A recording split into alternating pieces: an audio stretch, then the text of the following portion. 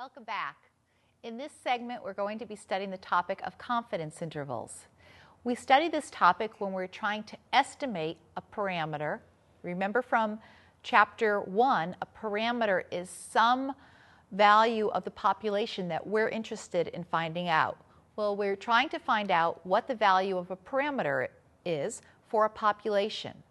Now, one way to find it is to survey every single member of that population. Most often, it's not practical to do that. So let's say I was interested in the proportion of students who have cell phones. One thing we could do if we wanted to go and find out the exact proportion is to survey every single student on campus and ask, do you have a cell phone? And the student would answer yes or no. And we would be able to find the proportion. Well, it's not very realistic. So instead, we do a survey. Well, when I do a survey, I have to decide how I'm going to survey and also what my sample size will be. Suppose I decide that I will just survey one student. I'll ask the next person who comes into the classroom, do you have a cell phone? And if the next person says yes, then I will have completed my survey and I will know that 100% of students have cell phones. Well, let's say the person said no. Then I would know that 0% of students have cell phones. Well, you may already realize this is a really poor way to take a sample. Convenient sampling with a sample size of 1. Well, instead, what I might decide is I might go to the campus center and stand on the area where the fountain is and just shout out, who has a cell phone? And the number of people who raise their hands, yes, I have a cell phone, I'll count those people. And the people who don't, or who say, no, not me, I'll count those people. Then I'll have a slightly better estimate. Well, this segment deals with how to find some sort of an interval for the estimate that we're trying to come up with. All right, now, we often see confidence intervals in the newspaper, on television, in the media. Anytime a politician is running for election, we read about polls, a certain percent that approve the politician's platform or planning to vote for the politician. This involves taking a poll and coming up with a point estimate. A point estimate is the value that's determined from taking the survey. This would be the statistics, such as X bar if it were an average, or P hat for a proportion. And then in the newspaper, we often read with a margin of error of plus or minus. This margin of error is what's called our error bound. And we're going to be determining how to calculate the error bound in this chapter. Well, here are some of the questions and some of the reasons we would want to find a confidence interval. First off, we don't know what the population average or proportion is. And in another course, we'll be studying what the standard deviation is. That will be another one. Also, we'll see up here that I have that what we're looking for is the estimate of the mean or the proportion. So the questions that we need to ask ourselves are, how many do we want to survey? What to do? We need to do the survey. How many should we survey? Why not survey the entire population? Well, we know that that would be very unrealistic. Why not survey one person or one object? Well, we just saw that that gives us inaccurate results also. And the confidence interval will give us a way of estimating the true value of the parameter. And so this is why we're going to do this. Now let's look at a proportion first. From the binomial distribution, one of the items that we discovered, hopefully you discovered this, was that when n got to be large, we could approximate the binomial distribution by using a normal distribution. If you graphed any of your data that followed a binomial distribution, what you saw is that the shape was approximately bell-shaped. Well, the binomial is discrete. We're counting, but yet the shape looked approximately bell-shaped, although made out of histograms. The mean of a binomial is n times p, and the standard deviation is the square root. I hope you can see that this is a square root sign. The square root, that's under square root of npq. That was the variance of the binomial distribution. And if x followed a binomial, we would say it's approximately normal. Now we're going to make another random variable called p hat. And p hat is the estimated proportion. P hat is equal to taking our random variable x divided by n. And so our normal distribution now, that mean, if each value were divided by n, the mean would be divided by n. And the variance, actually, we've seen before, is divided by n squared. And so we have the distribution for p hat is approximately normally distributed, centered at p, with a standard deviation of the square root of pq over n. So let's look at an example. Let's say we wanted to do a survey. And we did a survey, and I wanted to find out the proportion of students who had cell phones. And so I do this survey, and I'm going to ask students, do you have a cell phone? Well, I've learned my lesson. I don't want to just ask one student. So maybe I ask 100 students. So my x, what I'm counting, is the number of students with cell phones.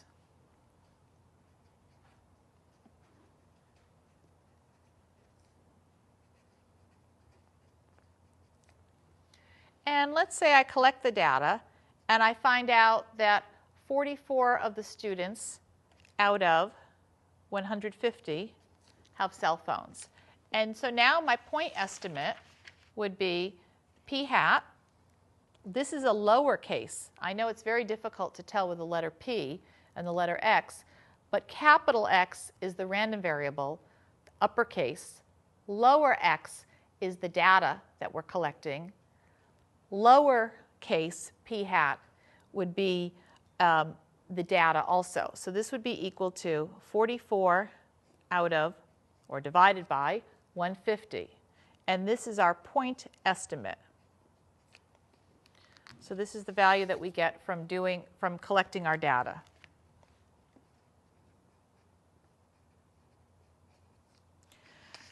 Now what we need to find out is what will be the margin of error that we have. And before we decide on the margin of error, we have to decide a few other things. One of the things that we need to decide is how confident we want to be.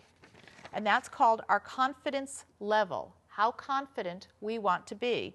That, and what we're confident about, is that our interval contains the true value of the parameter.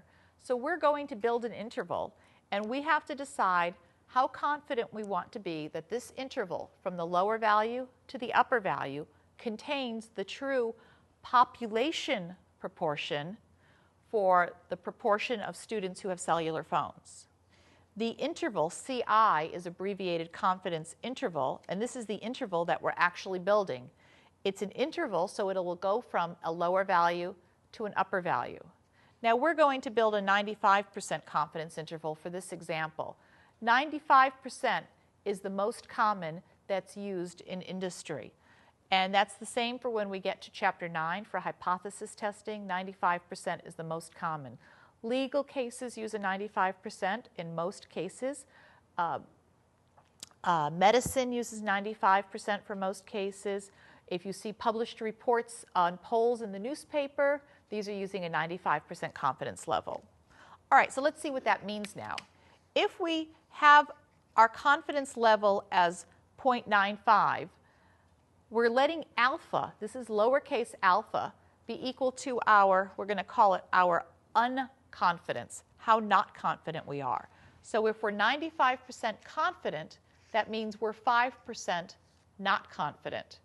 And alpha over 2, which is the area that we'll see in just a minute in each tail, is going to be 0.025. That's how much area we have in each tail. Now, we don't need to get this off the calculator, but I will show you how to do it in just a minute. Our error bound for the proportion is the amount of area, or the amount that we're going to add to the point estimate and subtract from the point estimate to come up with our interval. And if we want to find the error bound, we have our error bound. The error bound is equal to the z-score, which is, in this case, 1.96. Again, I'm going to show you how to find that, times the square root of pq over n. So let's go over a little bit of this on coming up with this. What we know from standardizing values is that lowercase z-score is equal to what we get from our data. This is a lowercase, minus p, the actual proportion, divided by the square root of p times q over n. Now in this case, what we know is the value, the estimated value, and we know how many we surveyed. Q, if you remember, is 1 minus p. So the probability of success is p. Q is equal to the probability of failure. Well, if we cross multiply, so we take the denominator and we multiply, we're going to get z times the square root of p times q over n is equal to p hat minus p. What this is our error bound. So this is our error bound, which means that this is our error bound.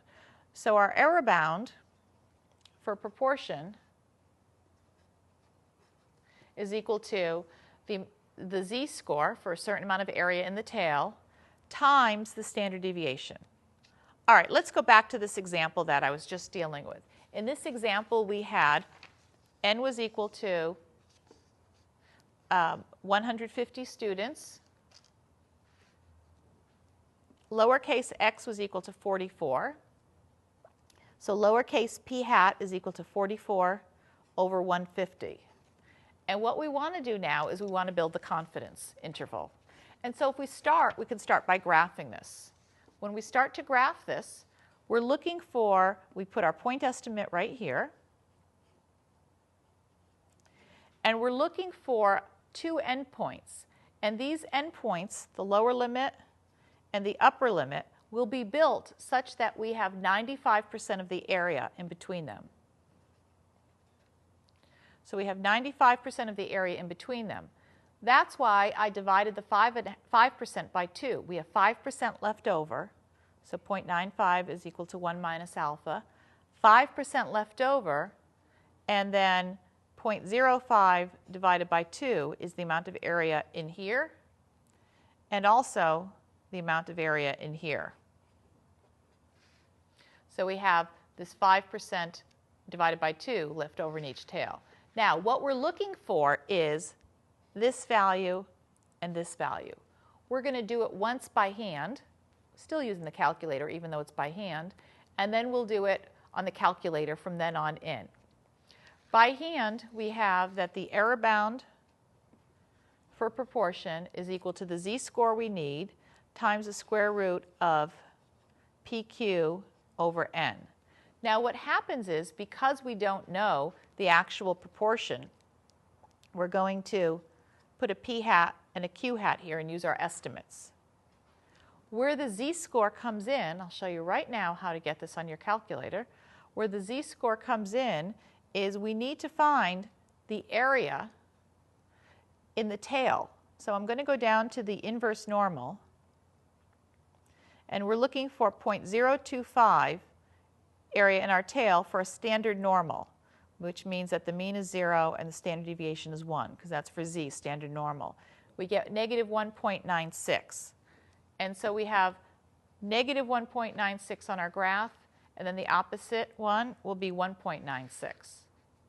So we have I'm going to just use the positive of it because we add and subtract when we're taking the margin of error, times 44 over 150 times 106, because 106 plus 44 gives us 150. And I better make the square root bigger, divided by 150.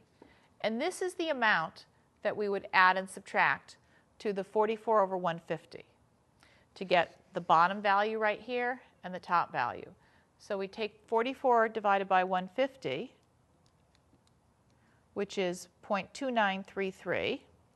So we have, this is 0.2933. And we'll have 0.2933 minus this value. And here we have 0.2933 plus the value, the error bound p. This will give us our confidence interval. What we'll say is that we're 95% confident that the true proportion of students who have cell phones is somewhere between this lower value and the upper value. Let me show you how to do it on the calculator now. Okay, we're going to go in here, and we're going to go into the tests. So we go into Stat, Tests, and we want to go down for the intervals. And here we have at A, one proportion. We're doing a proportion, and we need a z interval. It's normally distributed. And so our x was 44 out of 150. Our confidence level is 0.95. Whoops. And now we're going to go down and calculate. And what we find out is, first off, p hat, we read that, p with a little hat over it is p hat, equals 0.2933. We know that. Our lower bound is 0.2205, and our upper bound is 0.3662. The error bound is half of the distance. So if we wanted to find the error bound, we'd do 0.3662 minus 0.2933, and we get 0.0729. So we are 95% confident that the true proportion of students is from what the lower bound is to the upper bound. Now, if we look at this formula right here, here's the formula. If we were to survey more students, instead of 150, let's say we surveyed 1,500, you would have a bigger number in the denominator. With a larger number in the denominator, think about what will happen to the overall fraction. Will the overall fraction get larger or smaller? And by getting larger or smaller, what happens to the error bound? Hopefully you've thought and you say, well, if n gets bigger, then what happens is my fraction gets smaller, so the error bound gets smaller. And if the error bound gets smaller, I'm adding and subtracting less than before, and so my interval will close in. So one way to get more accurate is to survey more people. Well, this is confidence intervals for proportions. Now let's work on some confidence intervals for averages. Many years back, there was a man named William Gossett, and he invented a way for dealing with confidence intervals when the population standard deviation was not known. And this is confidence intervals for averages. And in his particular case, he was looking for averages for small sample sizes when the confidence interval needed to be determined, and we were looking for average, and we did not know the population standard deviation. Now, this is the most common case. If you don't know the population average, you most likely don't know the standard deviation, because the standard deviation formula comes from the average. So William Gossett invented a distribution called the student t distribution. And the student t distribution deals with cases where the population standard deviation is unknown. But now, here's the sort of confusing part. The underlying population of x, of the individual values, is assumed to follow a bell-shaped distribution. You can't know that unless the problem states that, which means that a statistician has checked out that information. The test to determine if the distribution does follow a bell shape is past this chapter. So you'll be able to eventually know that.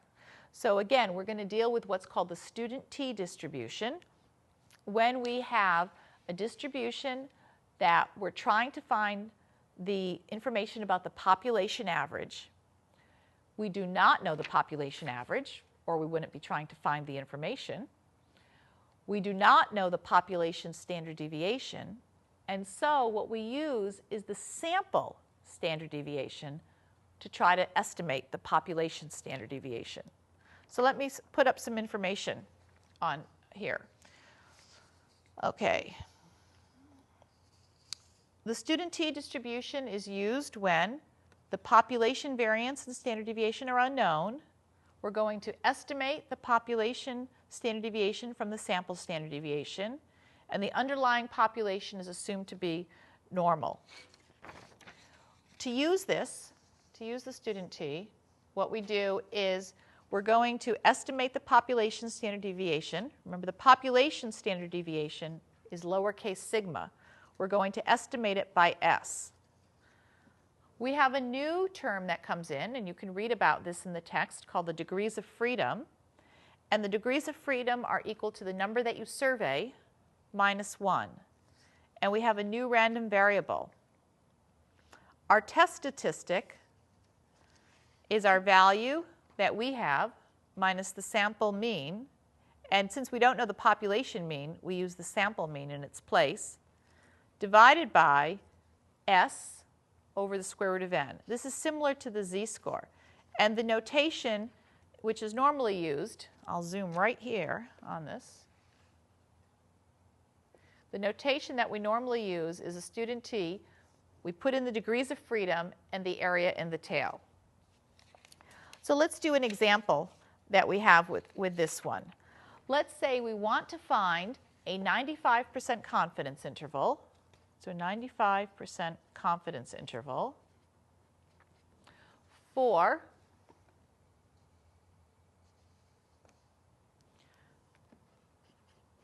the average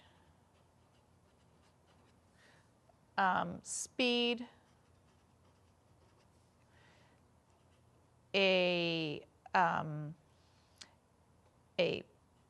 let's see, a BMW Z3 owner drives at on the freeway.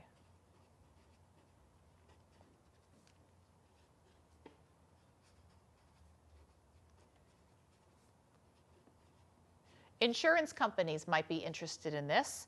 If they're trying to decide on insurance rates, they take into account the color of a car, the make of a car when they decide on your individual insurance rate, and the age of the driver along with some other items. But we want to find the 95% confidence interval. So we do a survey, and here's our survey results.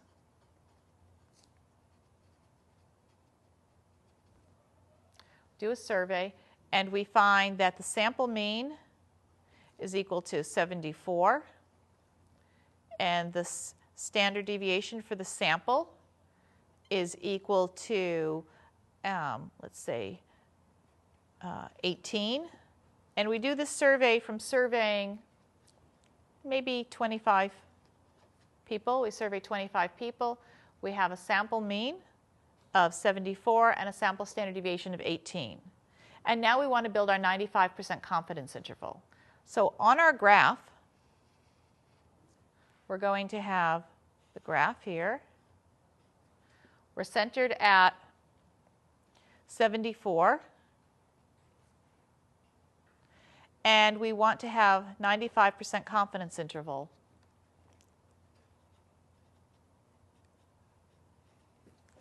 When I go to calculate this now, I want the error bound for a mean, not the error bound for a proportion.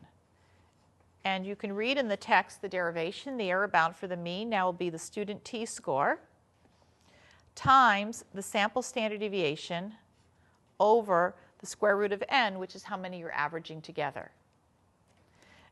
Now, I'm not going to do this one by hand because we don't have time, but you can do it by hand and then go on and do it by the calculator. And let's see what we come up with. We're going to go down to the student t interval, right here, t interval.